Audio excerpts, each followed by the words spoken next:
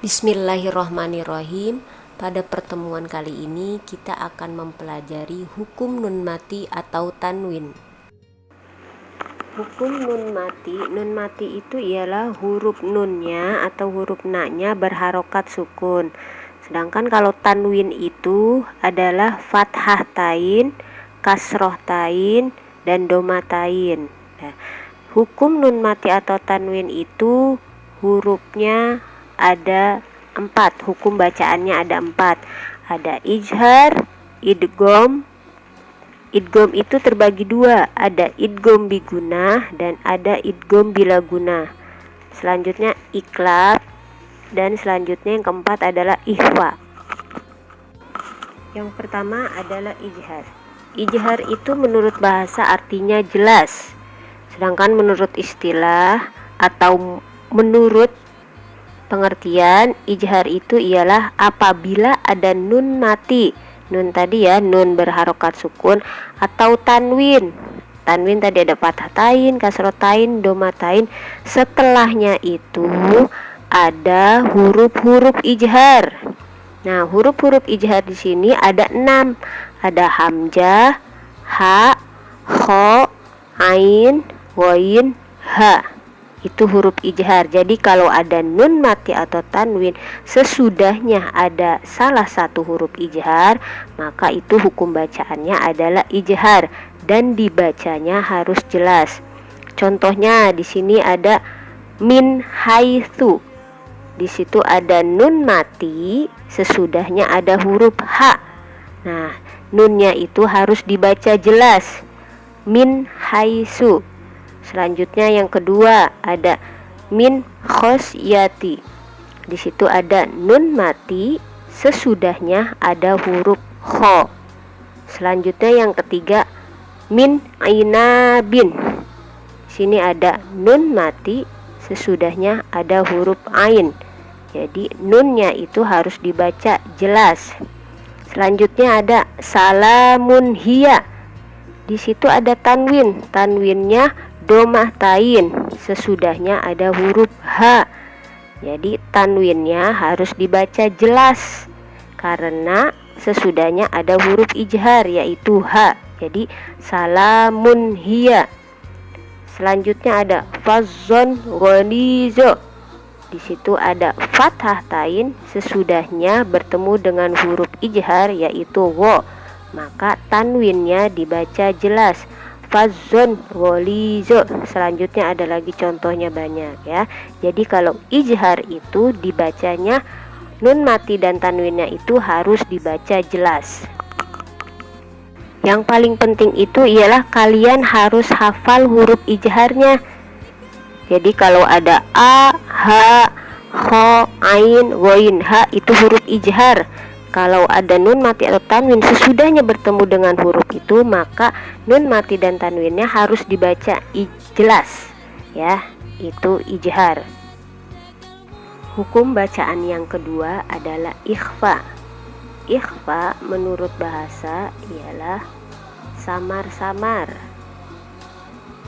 atau menyamarkan. Jadi menurut istilah itu ialah nun mati nunnya sukun ya, atau tanwin fathah tain, kasroh tain, doma tain, sesudahnya bertemu dengan salah satu huruf ikhfa, maka dibaca samar-samar. Nun mati atau tanwinnya dibaca samar-samar.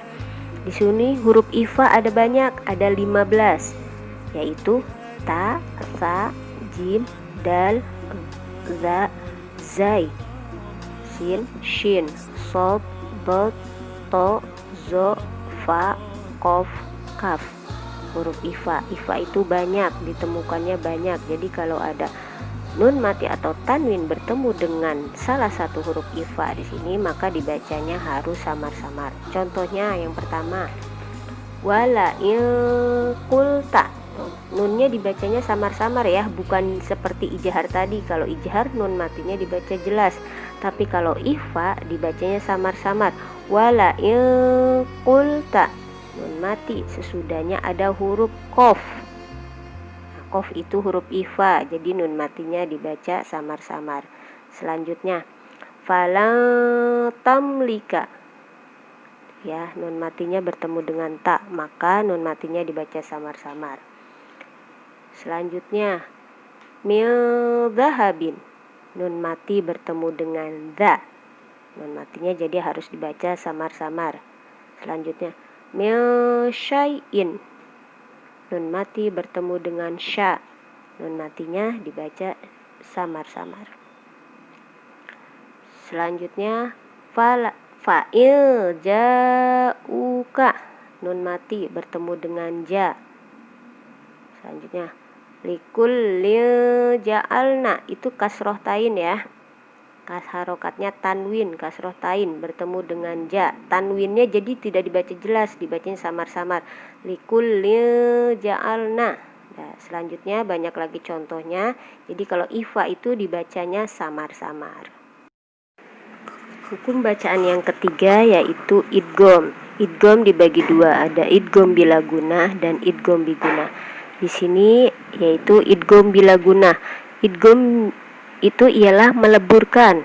Jadi kalau bila gunah itu tanpa mendengung, bacanya tanpa mendengung ya, atau menurut istilah yaitu nun mati atau tanwin bertemu dengan salah satu huruf idgham bila gunah, maka nun mati atau tanwinnya dibacanya dileburkan tanpa didengung.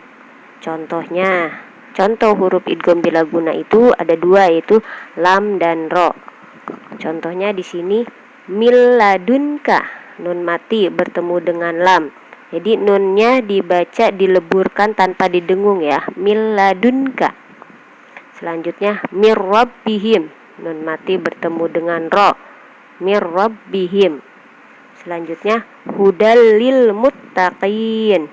Di situ ada fathah tain bertemu dengan lam. Jadi fathah tainnya tidak dibaca jelas, dibacanya itu dileburkan. Hudal lil muttaqin. Selanjutnya samaratir rizqo. Di situ kasroh tain bertemu dengan ro. Dan biasanya huruf idgham itu huruf sesudah nun mati atau tanwinnya pasti harokat tasydid, ada tasydidnya ya. Selanjutnya adalah idgham biguna. Idgham itu seperti yang tadi ya, meleburkan. Sedangkan kalau di sini gunanya itu mendengung ya. Tahu menurut istilahnya ada nun mati atau tanwin bertemu dengan salah satu huruf idgham biguna, maka dibacanya dileburkan dengan mendengung. Huruf idgham bigunah ada 4, yaitu ya, nun, mim, waw.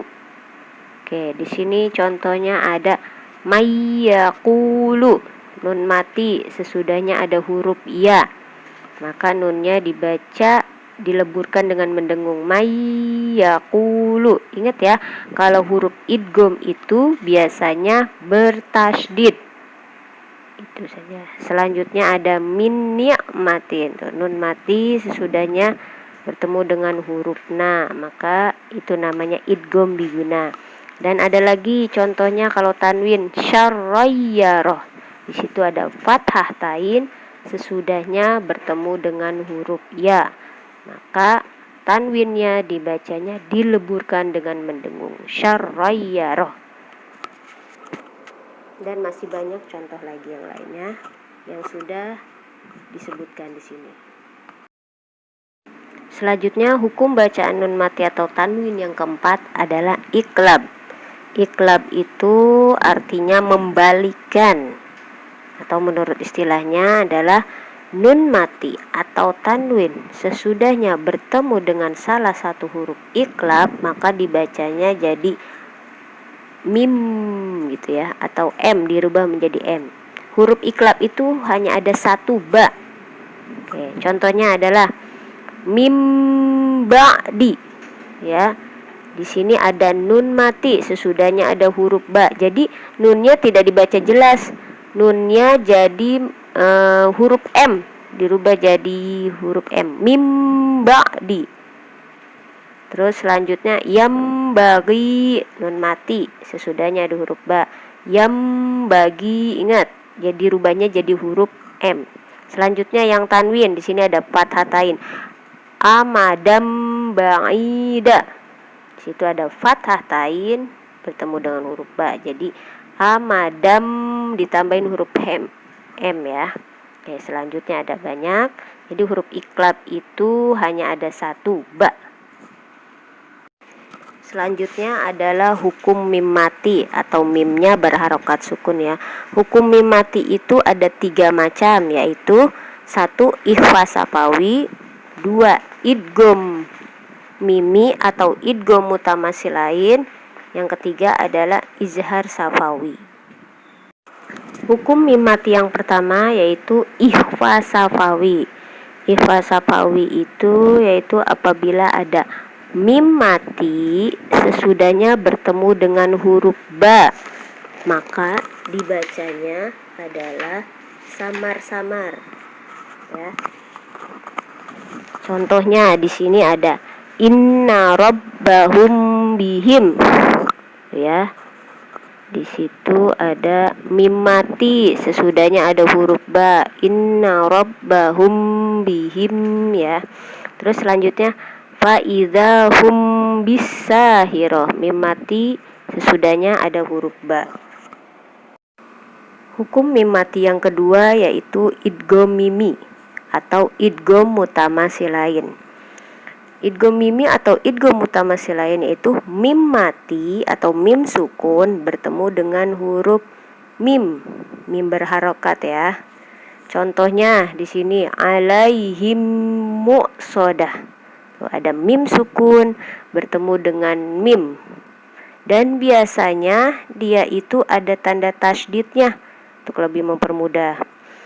Terus untuk membaca mim sukunnya itu harus dimasukkan atau digabungkan dengan mim yang sesudahnya, alaihim muqsadah, jadi digabungkan ya. Terus selanjutnya contoh yang kedua ala qulubihim makanu, tuh mimnya, mim bertemu dengan mim. Hukum mim mati yang ketiga yaitu izhar syafawi. Izhar syafawi itu hurufnya adalah selain mim dan ba. Hurufnya ada 26. Jadi selain mim dan ba adalah huruf izhar syafawi. Dan cara membaca izhar syafawi itu adalah mimnya harus dibaca jelas dan bibirnya tertutup. Contohnya di sini lahum ajrun, tuh mim mati bertemu dengan a. Alaihim hafizin. Terus innahum yakiduna, mim mati bertemu dengan ya. Pokoknya izhar syafawi itu hurufnya selain mim dan ba ya.